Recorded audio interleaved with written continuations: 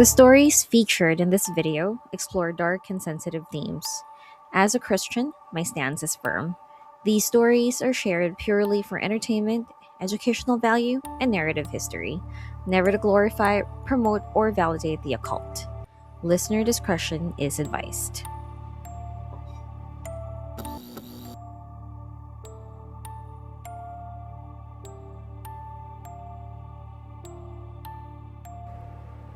Have you ever felt na parang may nakatayo sa likod mo? You turn around, pero wala namang tao. Just an empty room. Welcome back to the Dark Detour. Today, passersby, we are taking a detour into the scariest place in the universe. Your own mind. We're talking about sensory deprivation. What happens kapag tinanggal mo lahat ng ilaw, tunog, at touch? The scientific truth is, your brain literally starts manufacturing ghosts just to survive. Let's dive in. So, paano nga ba nag-glitch ang utak natin? Right now, your brain is processing millions of data points every single second. Sound waves, lighting, even the feel of your own clothes against your skin, this keeps you grounded in reality. Pero, kapag pumasok ka sa absolute darkness and total silence, the brain's routing station, which is the thalamus, gets extremely bored. Imagine a kid left alone inside an empty room. Walang magawa, kaya nag-iimbento ng imaginary friends. Without external data, your brain starts creating its own neural noise. At ang mas malala, your amygdala, see here, yung built-in threat detector natin, it starts panicking.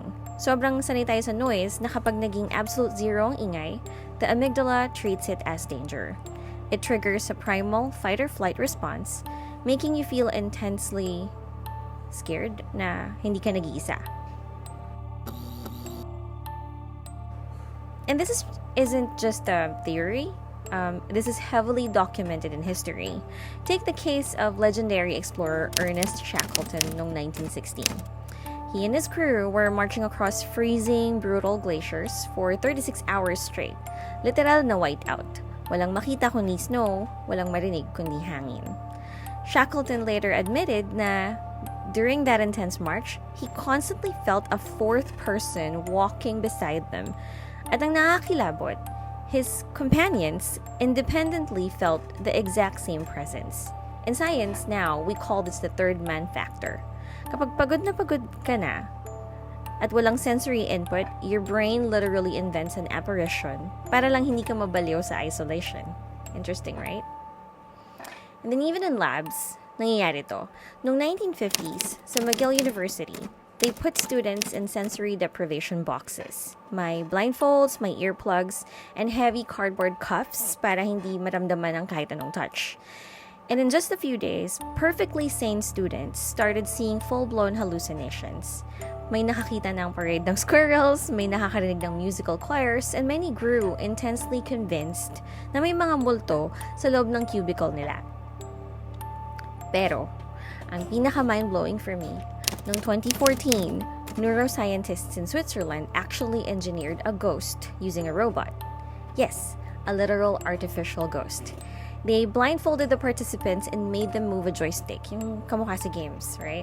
And then behind them, they had a robotic arm na gumagaya sa hand movements nila and tapping them on their back. So magka-sync yung joystick and then the tapping robot. So it sounds like a normal thing, right? But then, the scientists introduced a tiny fraction of a second delay. Mga 500 milliseconds yata if I'm not mistaken. Doon na nagkagulo because the brain's internal map fractured, hindi natugma yung galaw ng kamay sa nararamdamang tap sa likod of the robot. And guess what happened? The participants suddenly felt an invisible stranger was standing behind them, watching and touching them.